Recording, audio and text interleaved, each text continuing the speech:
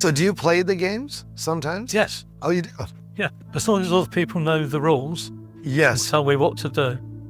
And so you're a rule abider. You like to follow the rules? No. No, okay. You want to know the rules so that you can break them? Yes. Okay. I just want to be an orchid doing games.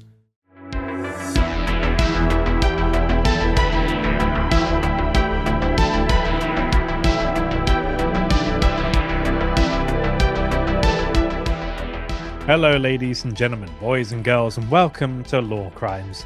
And today we actually have a bit of an interesting episode in that this is actually a tribute episode. We were talking about what we could do this week, and unfortunately we don't have Eli with us because of the time zones shenanigans, but earlier this week we did learn that John Blanche passed away. Inarguably, I think the most influential person concerning Warhammer 40k for sure, and also a large part of fantasy, if not like one of the biggest for that as well. So we thought, what better episode to do this week than a tribute to John Blanche and talking about his story, his style, and his impact on the hobby. That if John wasn't a thing in the hobby, none of us would be here. None of us creating content for Warhammer on YouTube, but also no one watching it in the first place. So I don't think we can't really overstate how important John was to the hobby in that regard. Yeah, as always, guys. What's I going to call him? No means a stretch to say he's the reason. Yeah, we say thank you guys for obviously tuning into let's say LoreCrimes. Obviously, if you guys are listening and you want to catch the live episodes where we have all the donations, obviously that's still on our Discord. So if you want to see that, untrimmed, unedited, but then for obviously the guys who want to watch it later without that, obviously that's just on YouTube. But do go check out our Discord if you want to see that version. Obviously we're on Spotify and all that good stuff. But yeah, so today is we wanted to build this story. Before we get to we're going to talk through some of John's work, some of his, particularly we've chosen some favorites later as well. We're going to talk about his story. We also want to build up the story about the genre itself of grimdark, because he's obviously a massive influence on not just that for Warhammer, but obviously other things, modern day Trench Crusade and other tabletop games are inspired by that same genre, which he's a major contributor to. So we thought it might be good to actually kind of, before we say he, inspired a lot and was a major influence in grimdark, what are we talking about when we mention what is grimdark? Because obviously it's a very undefinable topic. It's a feeling. It's a genre of science fiction. It's fantasy, and it's also something we obviously are all, sort of bound together and interested in, because we've all come together to enjoy this, horrible setting, if it's fantasy or 40k. I did have a small section because people have tried to define grimdark. The best one I can find is someone saying where nobody is honorable and might is right, because it can be fantasy, it can be science fiction, it can be other types of genres. There's other inspirations, there's people talk about like Batman comics are known to have a era where it was a bit more gritty and dirty. There's other, it's beyond Warhammer but starting with grimdark, as we see, for people who are audio listeners only, we do have a few examples of John Blanche's work throughout this episode that we will obviously more compile towards the end. But we have some of the iconic pieces that he has created over the years. So if you do want to have a quick check-in on certain pieces, obviously the iconic one we have on screen now is the Emperor one, which is that everyone's favorite between the guys? I gotta be honest, it's my favorite. I don't know if it's obviously up there. It's definitely the most iconic. Is it the most iconic though? Oh, I'd say it's definitely the most iconic. I think even just people with I'll try our best to describe it if you're just an audio listener, but it is an iconic piece and it should be looked at if you'd have time, it is the Emperor of Mankind. It is a withering husk of a being. He's a skeleton / man in desiccated robe sitting on a throne that looks to be half broken, half filled with disgusting wrenches, blood vials, and machines that you don't know where it either begins or ends with the figure on the throne. There is parchment that is faded with script that looks sort of worn away. There is iconography of skulls, of eagles, of other, again, like, symbols of death, of domination, as we were saying. Might is right. And it's also an example of, this is supposedly the God Emperor of mankind, the one who's like, this is your God. And it looks like a, tortured soul in very muted tones of, no, the bright colors that are on this image are all the blood to show you. Why is the crypt looking back at me? Because the crypt is alive. Ah, don't like it. Yeah, so Grimdark did kind of have its origins more. Well, it started as a offshoot from something which is called the Gothic genre. So if anyone thinks of examples which are like Mary Shelley's like Dracula, you have offshoots of that, which is like H.P. Lovecraft's work. Lots of other, incredibly famous pieces kind of embrace what's like a macabre influence. So if you're thinking of, like the classic, it's the rundown, spiky church in the rain kind of, that's like what you kind of think of as like Gothic. And Gothic was also a bit of a different take on things at the time. Whereas this is very early. Sometimes it could be late, is it early 20th century, I believe it might be. I'll double check. But the whole point of Gothic was to essentially be not happy clappy. It was to be not like overly romanticized, like, oh, and everything worked out in the end, the knight and the maiden sort of thing. This was things that are dealing with science going wrong, death, other, like basically taboo subjects. And Grimdark would sort of be a more of a offshoot from that. And even kind of what we will speak about with things that would go on to be inspirations for John's own kind of journey / you think about when he was probably quite young, the works at the time, or like the main staple would have been Tolkien's works. So classic Lord of the Rings, The Hobbit. And this is, Grimdark kind of has a origin place like that spewts off of what is Tolkien's, like everything. I mean, everything comes back to Tolkien, kind of, doesn't it, really, in some sense? And fantasy and whatnot, that kind of talk, yeah, it usually does. It's eventually. Basically, and obviously Warhammer Fantasy, because Warhammer likes to, in quotes, borrow pieces from other people. So around about the time of, we're talking, the release of Tolkien's work, this will be like, 40s, 50s, 60s. A lot of the fantasy genre itself is basically Lord of the Rings, and it's just the various copies from that. And it's a very black and white world. So if you think of, there's obviously, there's Aragorn, there's Gandalf, there's all the characters, there's Frodo, like all of these characters in this, in Middle Earth. Middle Earth itself is divided in what's called like a very black and white, like a black and white take of what is like good and evil.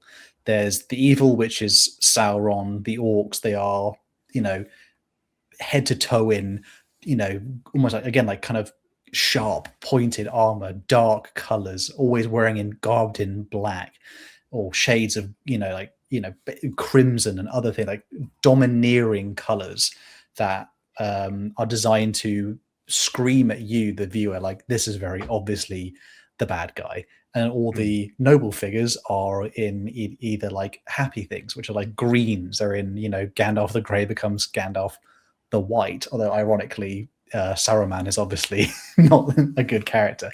But Gandalf's transformation is obviously like a big, obviously Tolkien himself being a very strong Catholic man, we can kind of see where, like the divide is very obvious. And even when, not like it makes it any bad or, anything that's a problem with that, but his world was very easy to understand, like which was the good side and which is the bad side. And Grimdark becomes an offshoot because it's like with many of its works, it becomes shades of gray. You'll notice even in the work itself of John's, drawing stuff, like there's not usually many like saturation or stark color like that shows, or even necessarily color choices that bring like senses of happiness. There's no nice garden meadows, there's no overarching what was considered royal colors, which are like purples and blues, things that showed like nobility or anything like that. There's a very obvious choice about why these things are not present within Grimdark's work, because some people said, quite rightly maybe, that the world is not so easily black and white. It is, a regular person is very much, your whole life is probably more of a shade of gray, in terms of most people are not good people, they're just people. Most people are not bad people, they're just some people who make bad choices or good choices all the time. And so out of this, I guess this is post World War II, when it's as I said, like we're not going like I'm gonna get political, but in an era where like World War I and World War II seem very like, there's the Allies and then there's the Axis, as in like there's very obviously two teams. And then you kind of get into an era which is the Cold War. And then there are like things which are not so obvious, CIA, MK Ultra, we have things which are, and my CIA handler's going to start watching me now, but there's things which become more blurred lines, shall we say. And this starts to reflect in art, which obviously becomes, it starts coalescing into something which is a bit more grimdark. And obviously, and as well, like you can imagine, if you're someone who's growing up in the 60s or the 70s, typically the worst thing you could possibly imagine is, well, within living memory, a grimdark future where a bloody fascist regime gives a obeisance to a god emperor. So it's like the idea is like in Grimdark, the worst thing they could imagine was probably inspired by the stories that they lived, or the parents' generation. I'm someone who had a grandparent who was in World War II, so you can kind of you can hear the stories. Moving on from that stuff though, I guess this is the cool part to ask you guys. Which one are you guys familiar with? Things like Paradise Lost and like Dune a little bit. Like, what do you get because obviously there's a question I'll pose to you here, which is, why is it like, even in the modern sense, like Tolkien's work can sometimes be misconstrued, or like people don't know, like, this is our side's the good guys, or our side's that side's the bad guys. Yet why was that not really possible with things like Dune, or like, I guess, like Paradise Lost or anything like that? So why do you think that didn't have the same problem? I mean, I presume question. For Paradise Lost, it's a lot easier because it's someone making a deal with the devil. Hang on.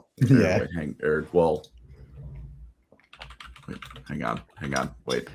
Yeah, no, never mind. Wait, I was thinking of Faust still. No, pardon me. That one's still more about the devil. And so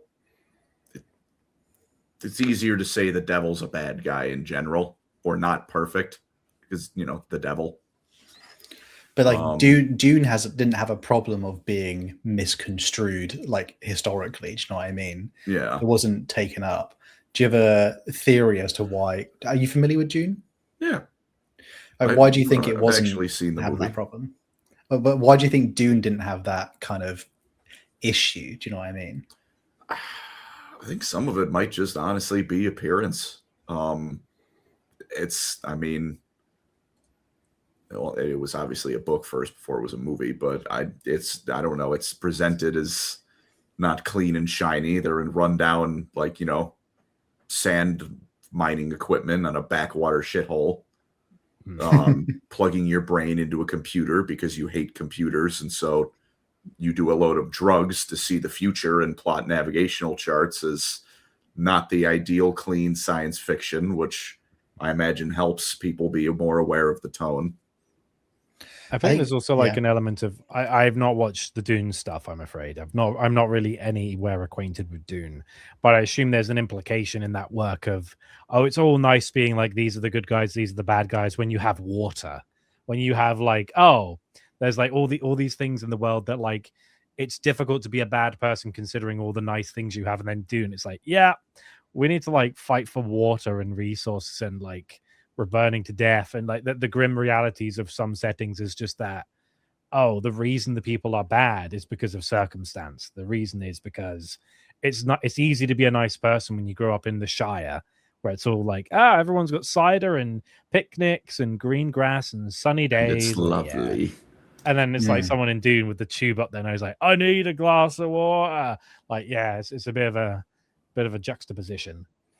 And I think with like, because obviously, when we get more towards John's like own story in a later section of this episode, you'll kind of see like a lot of these newer things, like particularly ones like Dune and other sort of similar genre style, like genre breaking style works. Like these obviously come about at the time, and these are the ones that maybe perhaps go on to inspire much of his own work. But particularly, obviously, Dune being inspiration for Warhammer. The song copied another homework. Thanks, Warhammer. But the idea was like these worlds are not so squeaky clean, and in fact, people maybe make choices that are quite dark, and they're not always a bad person, but they can make go down dark paths. And particularly, and it's also I think mentioning it like briefly throughout, which is it's the inversion of the mythos. And when it comes to John's work, this is a heavy inversion of what is also the art style of the previous decades, which was particularly a lot of like things that are post World War II as well. Like a lot of things are like heroic and I guess almost like propaganda in some way of like, during World War One, they famously had like, we'll have just a good old time and we'll storm a thing. And then when you get to the trenches, it was actually like horrific. So a lot of this is I think the point is to be a deviation from the fantasy that people were telling you. And what's cool with John's work is that it becomes basically mythology again. So with the opportunity of working on things like Warhammer, Warhammer kind of is itself supposed to be, you're in the middle of a mythology story, like you're in the middle of like a Hercules, or you're in the middle of something else, which a grand adventure, but where like people are, it's essentially like we're the living, like the Emperor and the Horus, Horus Heresy and these other things, they were just titles until John's work would then flesh them out into the pieces that had to be, and like with other things that are mythology, they are beyond the they go beyond what like the norm. Essentially, they want to be almost like living kind of dynamic stories that are so beyond a normal person. And other people obviously have got on Game of Thrones as an example of like fantasy genre, which is a bit more grim dark inspired. And that's the case of George R.R. Martin specifically took Lord of the Rings and said, okay, let's tackle some of the tropes of that particular work with a more realistic lens. And so he took like, let's take some of the characters like Aragorn, but make it Jon Snow. And it's like, yeah, it's basically an ancillary. It's like, yeah, it's the same thing. But what if we had it so it's like, oh, there are people who will murder him, and there'll be people who get in the way of him and don't play by the rules and aren't going to be virtuous for the sake of being virtuous. And I think that's why people latched onto it in like modern media. The same way that things like The Boys critique the DC Comics stuff, and we have all these things that go, well, what if we took a more critical eye at this work and sanded away some of the gleam, shall we say? And it's a good point to mention, like when Warhammer is evolving, like much of this is not, particularly with John's work, it's not that it's also something that the Warhammer is not necessarily inspiring John's work, but John's work is inspiring Warhammer itself. Examples, obviously, when we see the depiction of what is a knight, that idea is sometimes it's this shiny, unblemished, just plain metal thing which has like nice heraldry.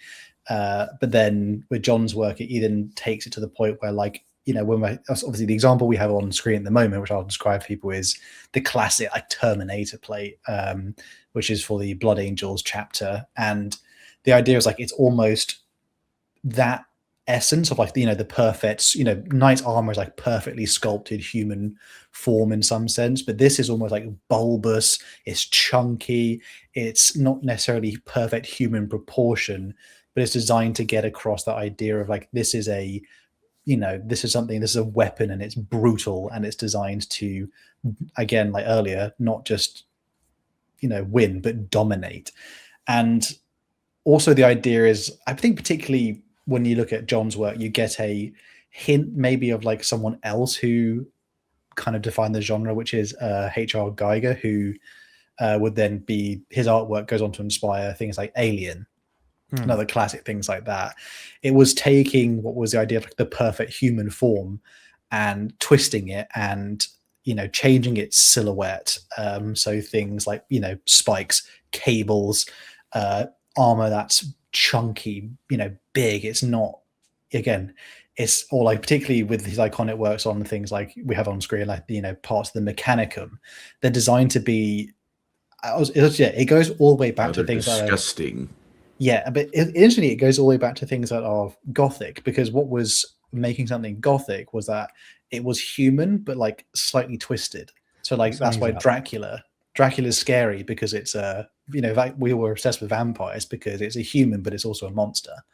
So again, like even in, you see his work, the idea is like there's always supposed to be like a human beneath it, but the idea is that it's horrific because it's transformed into something that's like almost meant to be the worst version of itself. And I would say particularly with John's work in itself, it gets across like the tone of grimdark so well, which is the rejection of the perfect black and white, good and bad. It's the inversion. Like when you look at a lot of his work, you are supposed to, I think, walk away with this feeling of like, you don't know if that's the good guy. Like, when I look at his work, I don't think that's the hero of the story. That's the protagonist of the story, which I think is obviously kind of a really amazing selling point of what would then go on to be a USP for Warhammer, because the whole point, like, even though you have things like, your polished Space Marine in his nice armor, and then you'd notice like little trinkets of like, here, there's a skull on a chain. There are badges to campaigns, which, we know from the lore side of it, they probably hunted down their some civilians who were just rebelling or begging for more resources or a better life, other things which are designed to be. And little things as well, like, oh, the banner is a bit tattered. It doesn't look as heroic when it's got like holes in it and it's a bit moth-eaten, and their like cloaks aren't quite pristine. They're a bit grubbier. And it's that thing of like, oh, they're battle worn, but not in a way that's like, oh, look at me with all the dents in my armor. Aren't I glorious? It's like, you look like you've been crawling through the mud a bit, which isn't as la-di-da, look at me, I'm so heroic. It's more, oh, the realities are starting to get like, even the way they do, like, how do we show rank and veterancy? Bolts in the skull. Like, oh, it's like crude and brutish in a way. And I think it's one of those things like when people look at, like, particularly when we look at art that we think is iconically Warhammer, it's always the ones that like genuinely give off the same thing that John was able to do naturally in all of his work. I think everyone is in some way, we're always trying to achieve what this, these pieces tell us, which is kind of, it's again, grim fascination. It's something which is like, it just looks a little bit wrong. Do you know what I mean? Like everything is designed to look just a little bit wrong. And we have that fascination with just something that I guess, I don't know if it's not only looking evil. That's the thing. It's not designed to be, these are the bad, like when, again, like always back to Tolkien stuff. It's not designed to be the bad guy, but it's designed to be your good guy may not be a good guy. The anti-hero. The classic most of Warhammer stuff kind of is anti-hero-ish, because there are heroes in the universe, but they're not designed to be heroes in our world, because And Warhammer gets weirder when it's like when the real world is a bit more shit. You know what I mean? That's the whole point. Like it's more shit when the real world is doing better. So ironically, maybe not as much today, but a lot of John's, again, the grimdark genre in itself is meant to be horrifying to you in a sense. It's meant to be something where you look at it and you describe it as ugh. So that's kind of, I'd say that's kind of grimdark in itself. I've managed to waffle on about it for probably too long there, but it does have a long, varied history that is kind of an accumulation of a rejection of what is supposedly the Tolkien-esque take on, happiness and, good guys, bad guys, all that stuff. Yeah. I guess that's kind of my that's my contribution to it, though. Is that So it for there, then? with that done, so I'm just going to give us a rundown of John's career, and obviously this is very Cliff Notesy. I never met John. I did some research before the pod for the information, so there will be details I miss out. But here's like a broad overview of his career, just to give you an idea. And do we have a few of his artworks Yes, as well? Yeah, we do. I'm just going to put this one up to start with. They are more or less in the right order, but of course, the one I wanted to show isn't in the format I want. Please bear with this one. I do have a particular favorite of it's the was it the custodian one that was earlier. I generally do find that one like I wish I had that as a poster because it's quite I don't know, like it's like a weird like Roman Byzantine-esque like warrior thing. It's like it almost looked out of place in the a far-flung future. So and yeah, so this is John Blanche back in the day. He was born in 1948, so bear in mind a few years after the end of the Second World War. He grew up in a working class family in a council estate. His surroundings were grey and visually flat. So when he was young, he yearned for a visual richness, which he found particularly in cinema as his escape. He spent a lot of his spare time drawing historic warriors of yore using the back of wallpaper. So he'd find bits of wallpaper and he'd scribble on that. As like, it kind of reminds me of when you hear about like Aaron Sorkin, when he wrote A Few Good Men, he worked as a bartender and he would scribble bits of the script on napkins. It's like that similar thing of like you work with what you can. And so he spent his time scribbling around and working on his art.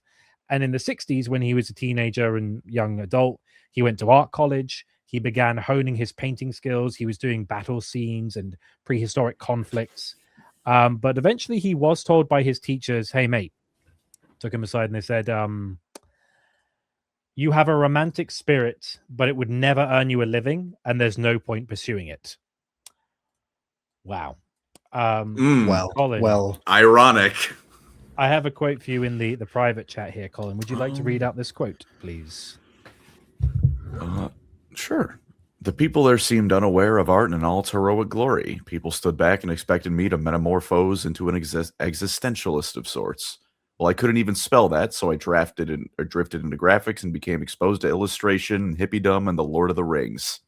Even then, I was told to never invent for the sake of it, and that I would never get a job painting pictures of angels, dragons, goblins, and trolls. Well, I hope that professor enjoyed putting, the taste of their foot in their mouth. So many servings of humble pie would do. Yeah. Hope they enjoyed. However, he did his work at art college. With that done, he became a taxidermist for a brief time.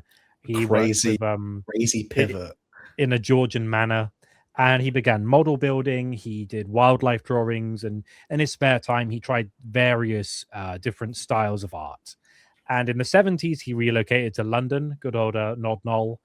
And he was approached by the publisher Roger Dean, who was known for creating art for the band Yes and Asia. This is one of his later pieces before he died back in 2019. He also did this album cover for Yes. And so he kind of gave him a bit of a push in his career.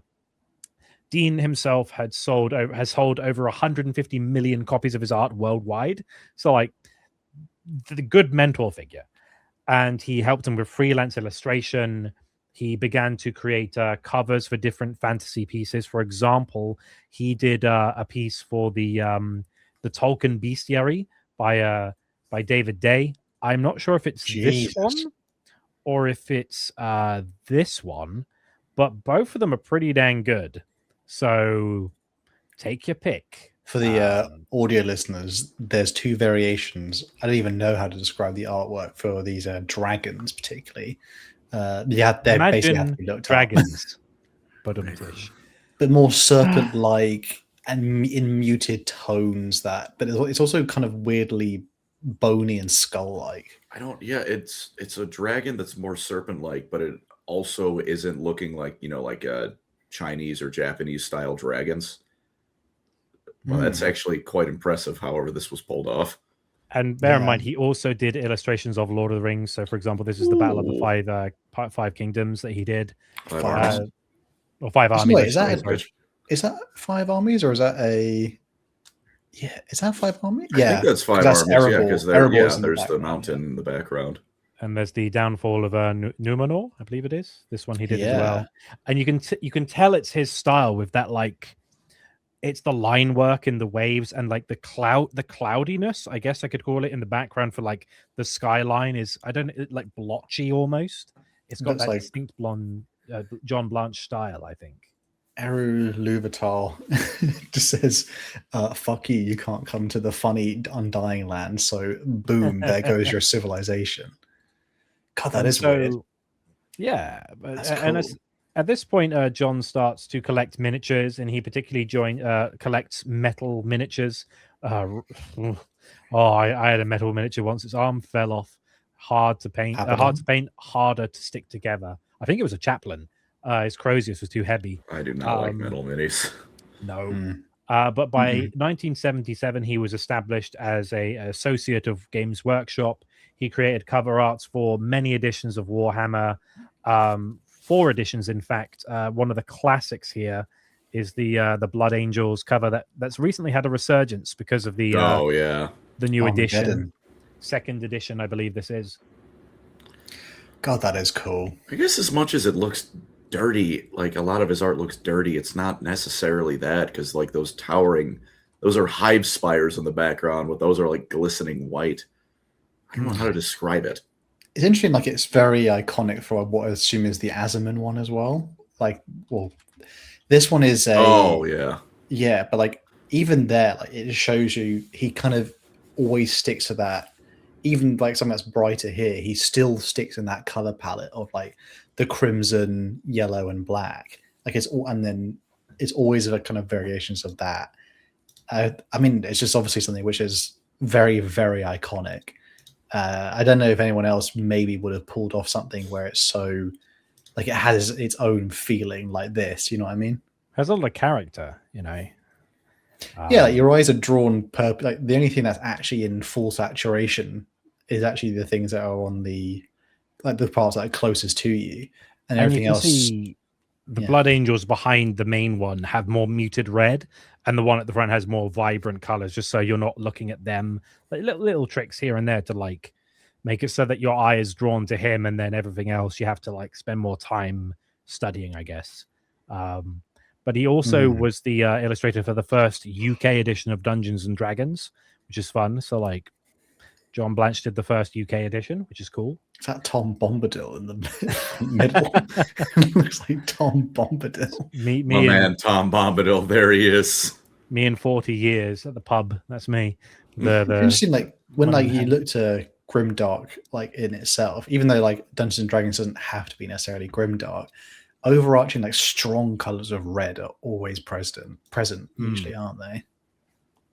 And by this time, John had created dozens of artworks for Games Workshop. By 1979, by 1982, he also began to work with Asgard Miniatures. So he started to branch out into other companies as well, but he was a member of Games Workshop's team. And they relocated the entire company in 1986, and that's when they were managed by managing director Brian Ansell, who's also no longer with us, but he, as guy in charge, also made John the art director of the entire company. And John continued to work for Games Workshop for many, many years. He contributed regularly to White Dwarf because he was a dyed-in-the-wool hobbyist.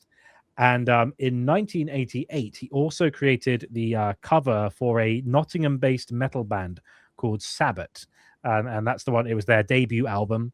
So he's also working on things outside of Warhammer, but that's what he's going to be known for. And this album was called A History of a Time to Come. And at this point, he started to create so much work that they had to start compiling it into various like compendiums of his work. There is also a book you can get from Paper Tiger Books, which is called Heroes of War Games, which you can actually find a lot of his work in it.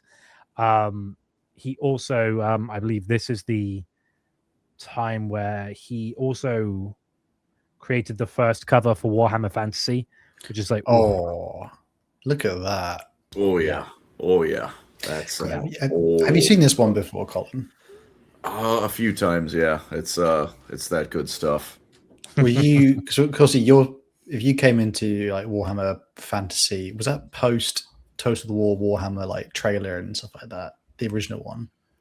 Oh no! When I was getting into Warhammer, it was I think what had just released for Total Warhammer 2 was the Ikit Claw DLC. Damn. And then I mean, it's weird to think like stuff like this is so, as in like that, like it's almost hard to imagine like that would then it offshoots into the Goliath that it is, but yet somehow it's still recognizable. Like a lot of like early art for different genres are almost like completely different to what they originally were. But then Warhammer's done a reasonable job, I'd say, of like at least they pay homage to the things that, you know, are kind of its iconic visuals. This is this is. And I did skip ahead a little bit too far. This is 79 when he made this for the first edition of Warhammer Fantasy Battle. But sorry, Colin, I interrupted you. Oh no, you're fine. I was to say this was 1979. Yep, as far as I can tell. This is early. This is early goblins versus high elves. In fact, I think that might be this art piece might have what made Eltharion. Because that's I mean, he's got the sword and the spear. He's on a griffin. Still likes to pick his like it's that is it sepia? Like it's like his like the iconic choice of color, isn't it? It's always that kind of tone somewhere. At least it's like his little signature.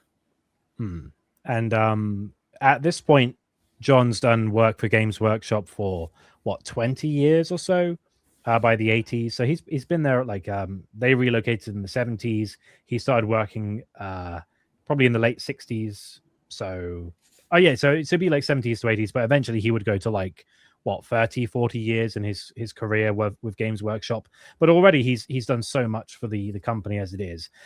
They did actually create some like collections of his works. One being The Prince and the Woodcutter, and another one being Rat Spike, which is him and his collaborator Miller. And it was after this point that unfortunately John was diagnosed with ill health, which is sad to see. That I believe in the early 2000s, that's when things started to take a bit of a toll. But he's already at this point made such a impact on the hobby. And he back in the day, he's always been like a bit of a I guess outspoken in the way that other people like create art and how I guess certain people, especially in like the fantasy setting, layer on elements of the designs that he found was distasteful. But what he found solace in when he was in his later years was he was still working on Warhammer Fantasy and 40k, in his own words, living in the worlds he helped create. He retired from Games Workshop in May 31st, 2023. So only a few years ago, as art director.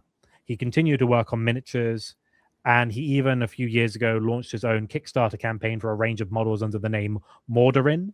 And there's actually a game you can play called John Blanche's On Guard. To describe his style, John is very gothic with bizarre elements. One of his heroes and someone who also would like collaborate with him in the future, Patrick James Woodruff, he described his style as it has as yet no name, no easy access, no fixed criteria. Is it packaging? Is it comic book art? Where does it fit? Role-playing games and all the paraphernalia that go with them must still be unfamiliar to the average citizen of this land. And John saw his style as archetypical or archetypal imagery. He stated in Rat Spike in his own words. How would you like to read this little quote I've got here? Yes. He says, the first images of primeval man would concern themselves with hunting scenes, heroic action, mighty beasts, death masks, war paint, fetishes, and trophies. Today, we see the same sorts of themes represented in punk haircuts, studded leather, and even the imagery employed in films like Blade Runner and Aliens. Hey, Aliens. This is the heritage of Western culture. That is what I'm trying to tap when I paint. And his influences were people like Arthur Rackham. Like, look at this. This is very John Blanche. That's Arthur Rackham. Oh, that's weird. You've got people like Kay Nielsen, Rembrandt. You've got Matthias Grunwald. You've got Jim Burns.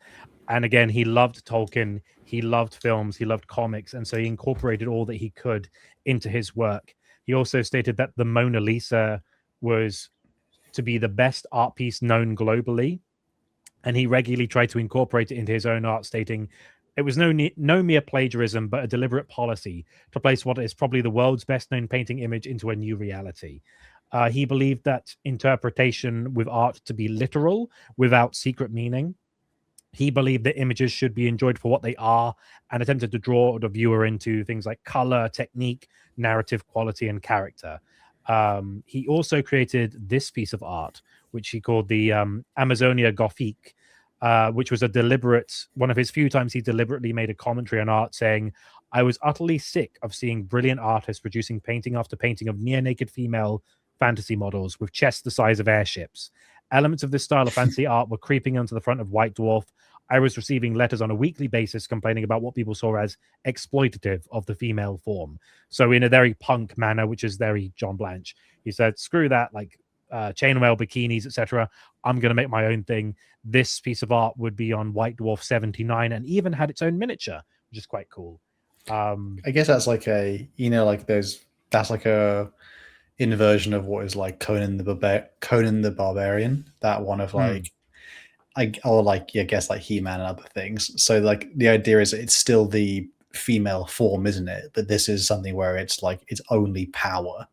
It's something designed to be like this is a weapon rather than something which is just there to, as he says, show off the things the size of airships or something. You know? Yeah, and that's a new way of putting it. I have another quote here, Colin, if you wouldn't mind. This is from the compendium of his works from Rat Spike, which is a statement by Patrick Woodruff, who I mentioned earlier. Yeah. John's often tiny paintings are immaculate, painstakingly accurate, jewel-like in the intensity of repeatedly glazed colors. To be fully appreciated, they must be seen as original, for it is their small size that somehow emphasizes their uniqueness. John's fondness for Latin slogans may seem out of place, and yet a glimpse of the originals makes one realize that such miniature work is not even one step removed from the work of the medieval illuminator. Damn. What throws us is the gods are different, or at least the devils are. This is very modern stuff, different, hard to assess. Wow, that's cool. And I have one last quote for Hal to read. I believe this was a statement from his, I guess, the people who were in charge of his socials, etc. And I believe this is also like intertwined with Games Workshop. So this is the last part of my little section. John was a inspirational artist, devoted to his family, and a good friend to many. Always generous with time and knowledge, he was very well loved by all who knew and worked with him. He'll be hugely missed. The world of Warhammer was brought to life by his vision of the grimdark setting that I know his art meant a lot to so many of you. He leaves behind an enormous legacy and has enriched many people's lives. Yeah, and that's the brief history of John Blanche, who has been so influential in this particular hobby that you wouldn't be able to have Warhammer without John. And I think so many Hell good yeah. pieces. So yes, Speaking before of, we get to the speaking next of section, before the good pieces, yeah. just got the one. This one's Oh, yeah. from Nurgle's Jar for 5 New Zealands. Got in at 3rd, left before 6th, came back at 10th. John Blanche will be missed. Amen to that. Hell yeah, man. Yeah. I just think, like, because even now people will hopefully, it's bizarre, like someone can create something and yet, like, basically nearly half a century later, people will still be like, I need to do it in his style. It's very, to make something that iconic is quite quite a big achievement. And impressive. Yeah. Nice. So as we go forward, I figured we should go through maybe some of the good pieces, some of the most iconic pieces he's made. So obviously, I'm going to pick Jagatai Khan as the first one. Oh, Because look look at that! Yeah. Look at that! Hey, it's Jagatai. Oh. Andy, I'll give you credit that that image of Jagged Icon, which I'm pretty sure for like 20 years was the only one he had, is pretty goddamn sick. Yep. You know, It's amazing. It's amazing how it's stuck. As in, like, that is still. I like much the fact, like, unchanged. in his work, there's always like thigh high boots. Do you know what I mean? There's always a there's- heel involved. Yeah. That's But pretty. then cool. again, it's like if you consider like the punk era was his thing. You had bands in metal, punk, rock, etc. You had people like Judas Priest with like Hellbent for Leather and the spiked boots and heels and stuff. It does make sense in like the music scene, cinema, etc. You know, there's a lot to draw from. Also, another Primarch he did illustrate that's never really been changed. Rogel Dawn. Can we say anything's changed? Obviously, the style, but that's just Rogel Dawn. No, that is just Rogel Dawn. Yeah, that is pretty cool. It took me a while. I didn't notice it always straight away because I always forget about the Imperial Fist. But like Dawn's chest plate is like half the Aquila, half the Thunderbolt, isn't it, or something? Mm-hmm.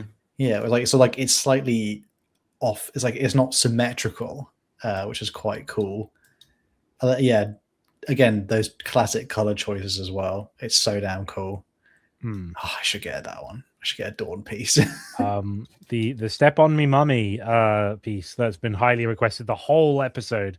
I've been keeping an eye on you, chat. Like, where's the lady with the boot?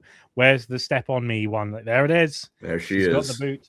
I think, but this is the example of his, I guess, his ethos earlier, which is he doesn't want just a scantily clad women, as in like for the eye, just for the purposes of eye candy, but it's more of like, like, again, people can look like what they actually look like, but then it's not in a way that's unflattering or not like grotesque. What's the word I'm thinking of? Like gratuitous? Gratuitous, yeah. Yeah. And it's designed to be like, this is what you really want. This person is stepping on a skull. This person's a killer. Yeah.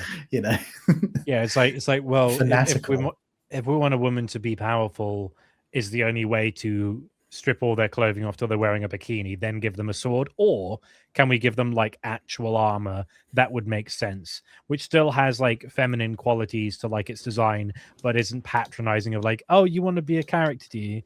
Get your knockers out. Like, I think that's one of the things he really hated. And so again, with his designs, he with this one piece essentially paved the way for the entire Adeptus Sororitas army. I mean, they all have the hair color, they all have the color scheme. There are different branches that have different color schemes, but it's like the sword, the bolt pistol, the like heels, the augmetic eyepiece. It's like it's all there, even way back then. Orcs. God, this one's quite different from his like usual look, I guess, but you can still tell. Yeah, but I can still tell. Yeah, it's always like the vehicles. I always like he has that, like the trim on vehicles is always so like elaborate, and even then, like if you look at the tank in the middle, it's basically got a Gothic spire on the top of it as well. Little stomper, yeah. I think the big thing is like silhouettes, isn't it? Like if you look at the background, like silhouettes are a huge play in it. And it's so poisonous, the atmosphere. It looks terrible to live in. Like, oh, I can imagine that in Dark Tide or something. Oof. That is cool though. Um, All bolters must be red as well. This one's Lucas Of course. Crom. He was very good at the Mechanicus stuff because I think he reveled in showing off all the mechadendrites, all the weird gribbly bits, all the stuff that's like there is a human silhouette, but also the frick is that under the robes, and some of it is concealed and some of it you get to see. And I like how he played with that. And also the color palette of like the reds and the oranges, which he does for like all of his Mechanicus stuff. Have you seen his chainsword? He has extra teeth. Yeah. Like, Oh screw it. my- I'm having all the chainswords. You can't even like the cool part about that is you can't tell where the human begins or ends. Like you can't even see the face necessarily. Mm. Or like parts of it looks like a rib cage in the middle, but you can't quite tell. You know, there's like a metallic leg there, but you can't. Again, like there's like the human is there, but it's not there as well. Which the only human things are like the little skulls, the little like thing is- servitors and things. Sometimes when I look at John's art, I'll look at like a complicated section. I'll try and look into it, and my brain gets a bit overwhelmed with like how much stuff is going on. I'm like, especially with the Mechanicus stuff. Sometimes you zoom into the image, and it's like, I want to know what's going on, but there's so much going on. It can be a bit like confusing, and that's kind of that adds to the design, I suppose. It's very here's- cluttered intentionally, so like, I like Yeah. that about Well, it. speaking of that, my God, that is Tyranids. craziness. The Tyranids are one where it's like they should always paint Tyranids or like make them look as scary as this, because I think like in the novels they can come across as that, but then I know like that's the only one where I look at the tabletop and I go, that's just a big bug.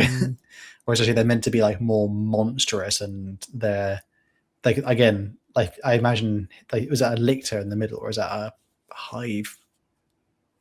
I can't tell again, like, because it all like you can't even tell where some begins and where it ends. Like, but even then, like I'm sure like obviously he was inspired by Alien and other parts, because obviously the gene stealers are similar to that. But even then it looks like everything looks like malformed and terrifying. Oh God, that's disgusting in a good way, but like, you know, yuck. I just got a recommendation from the chat from Turkey. Do you want to read this one out? Sure. Andy, Realms of Chaos with the Demon Slaps. It's a Space Marines run by demons in pink, so eye-catching. This is the one. Oh, yeah. Oh, yeah. Oh. That's Wow. nice. That's good. That hit the spot, said Colin. Colin, do you want to describe that for the audio listener? Sure. So you've got a... Let me try and... Can you zoom in a little on the guy, Andy? I want to see if I can't figure out what... Don't think I can. I don't... that doesn't look like a chapter. I think that just is kind of like just a Space Marine. I mean, I'm sure I could send you the image independently. But he is just surrounded by demons. Like, I think one of them, like the one kind of closest to him, like above him, kind of looks like a bloodthirster, or not, or like a bloodletter a bit. Yeah. But it's like, it's also just like an ocean of demon. And he's kind of like a dull grayish red. And everything around him is horribly pink. Yeah. Horrible is the good word for it. It's on my wall in my living room. Very nice. You can see bottom, middle, left. One's like a demonette. The top middle one is more like a Tzeentch one. Can you see the guy reaching out at the bottom middle? He's just like, oh, it's like, nope, you're staying. Yeah. You're staying there. And I like the way the bolter is like ineffectually just like, oh, good job, mate. That bolter's going to get rid of that. Yeah. Just a little tiny blob in the mass of swirling flesh. It's the modern hero versus the dragon, isn't it? It's the Space Marine bolter versus the tide of unending flesh. This one's the Dark City Chimera. Again, spiky. Which is amazing, because that is like the only, we don't have many art depictions of Chimera, so that is kind of like that's the standard it's set for everything, and it makes it look horrifying. Like you just go like that, just looks like you're gonna land in a cactus bush of a city. That looks terrifying. Yeah, it's good though. And we got the Eternity Gate, I think it is, for the Emperor's Palace. Very grand, but also fell in its depiction. Oh my god, is that like fallen banners and shields, isn't it? Like lining the procession in the middle. Hmm. And if you look closely What it enough, looks like, yeah. you can actually see like on the stairwell, there's a person for scale. You have to look quite closely, and there's the idea of like the flying cherubs, but it's kind of like that. It's an homage to what is like classic, I guess, like Catholic, like Latin. It's basically it's a stained glass window on a massive, obviously, gate. But it's just, again, the mythology itself is living there, and then imagery, like even on the banners, you have imagery of death and good old God Emperor, just eternally. I guess it's like it's made to give you the impression it's not like a normal god, but it's a god of death. So hell yeah. Yeah. Not nice in some way. This one's a fan favorite. This is the epic cover. I think it's pretty cool. That like, is it like a white tiger cloak with like, you can see the claws on both sides? Yeah. That's pretty crazy. It's like a leopard, isn't it? Leopard skin. Yeah, yeah. Snow leopard. God, that is cool. It's interesting, like that person, the guy, the captain, I assume in the middle, has got like an underslung, like plasma gun, like Plasma on gun, his yeah, underslung as well. But then Don't you have see that much. Well, I might see it again though, because John's work, actually, there's a model that's an homage to his work, which is the Black Templars Castellan, which I think we might see in one of the other pieces coming up. And then the classic Land Raider, everything. Again, even my favorite part of these ones are the ships like coming out of the sky at the very top, because that just looks like a gaping maw of like a beast. It shows you like the scale of the conflict is enormous. I like it when you say that. It's like gaping. No, hell no. You like it when I say gaping? No, don't say it, please. No. All right, we're gonna put that Black Templars on now. So am I saying it too much? No, it's shush. Black Templars. Keeps going. Again, I like how they remade recently the Castellan with the axe. Yeah, fairly recently. Yeah, that was a good shout. The fact that you can buy that model as well, which is so cool. Because I guess you wouldn't have thought they would do something like that. But I think I remember like it's an interesting part, like when you're painting something like, or you're drawing a figure, black armor is actually kind of usually boring. And so at every point, you can see like even then just little bits of color are injected. Like even the front guy who's got like red on his pauldrons, his knee pad. That's why like a lot of I theorize a lot of the weapons are actually like either like yellow or red. It's basically because of the lack of color everywhere else. It was an opportunity to basically shove in more of it. God, that's cool. And like I don't know where the thing in Warhammer for hazard stripes come from. Does anyone have a theory, or do they know where hazard stripes is like a thing? My best guess is like it's a very visually distinct, like it's black and yellow. That's very eye catching. I mean, in real life, they're designed to be eye catching. It's a warning, isn't it? Yeah, and it's also like it's a very clear like danger symbol. It's like, hey, it's a hazard stripe. Like that's always been my assumption. Like it's and it does kind of look cool. Like it looks to the Iron Mary, what the fuck? Iron Warriors make it look kind of cool. Oh my god, he likes the Iron Warriors. Perturabo #1 fan over here. No, I don't mind. I hate their dad. I don't mind them. How many times do I have to say this? Yeah, this one is probably, I guess, is that, other than the Emperor one, this is the most iconic piece most people know have like come across or seen, I think. God, that is the cool. Crimson Fist one John Blanche? This one. Good question.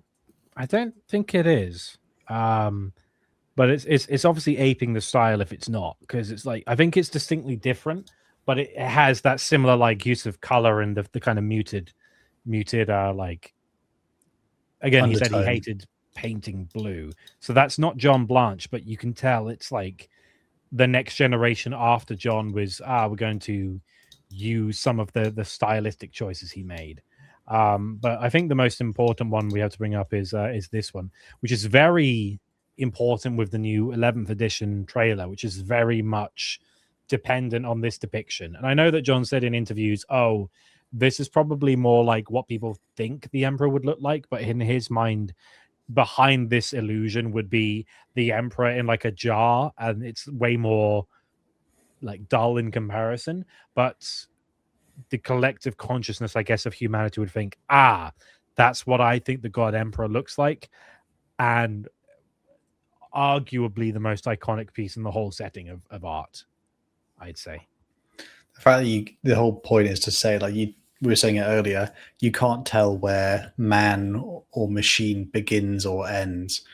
And there's like indications, obviously, like the skull, the hands, like the rib cage, but like other parts are just completely intermeshed or woven with that horrific device that purposely the edges are blurred, so you can't see if it's like that big or if it's just one small piece of a larger mechanism. And which I do appreciate as well, like all of it looks as well kind of broken in parts. Like some of it has like cables that just end in places that don't look right. So it's again definitely an iconic piece. And that eye in the middle is, I think there was the idea, like if you have things that are like unblinking eyes is a thing that sets off people, isn't it? Like it sets off like your kind of, I guess your old, like your, like I don't know, fight or flight, almost just staring at you like that. Or like the ability, like the ability to not, thanks Andy for the visual, the ability to not blink is like usually seen as like a mark of like a sociopath or someone who's like, it's like Goodfellas. It's like John Belushi would say, "I think I'm funny." Well, what's funny? What's funny? What's funny? And it's just like staring at you, and that's like, it's like if you look at a dog and you stare at them, they kind of like divert their eyes after a while because it's like because you're the big dog. Look away! Look away! Yeah, if a dog runs at you, by the way, and you're like scared of it, just stare at it. That's the whole point. Yeah, no, definitely do that. Definitely listen. Definitely do that. When Princess is charging at you full tilt, don't run, don't do anything, just stare. Mm-hmm. To be fair, that did work for me. I remember I was walking across like a local park at night, and it was like I think it was like midnight or something, and then a big dog started running towards me. But because I grew up with dogs, I just stood still, and then it diverted at the last second. I was like, is it playing chicken with me? I don't know. Sorry, a completely irrelevant story. Go ahead, Annie. Keep going. I don't know. But other than that, I think that's pretty much all the archive that I had to go through. Is there any other art pieces you wanted to talk about before we close this one out? Oh, I think me and Colin might be able to choose a particular favorite we could contribute. And give us a second. Oh, this one easy. I think I might be choosing one of the more fantasy ones because I got that one. Yeah, hold on. That one. I've got a nice high def one of that too. So if I go ships, now if I can find it. This one's like a good old reliable where you're like, yeah, I need to talk about a ship. I'm gonna put this one on. It is, and it's all. I mean, it just kicks ass. It's that simple, fellas. You'll see in a moment, dude. Worry not. This one here, just the one that's the battle barge, isn't it? Yeah, the biggie barge, the big ship. Do you think you could describe it for the audio listeners? It looks like they're exiting out of a portal to hell. Because boy, it's a lot of gribbly like fire and brimstone behind these ships. It's a massive golden like battering ram with another battering ram on front of the battering ram that the ship already is, with a cathedral on top of it. A cathedral. There's a lot of cathedrals on top of this fucking thing. Guns the size of that's like a city easily. And in the background, every other ship is just firing every missile at once. To no avail. Wonderful.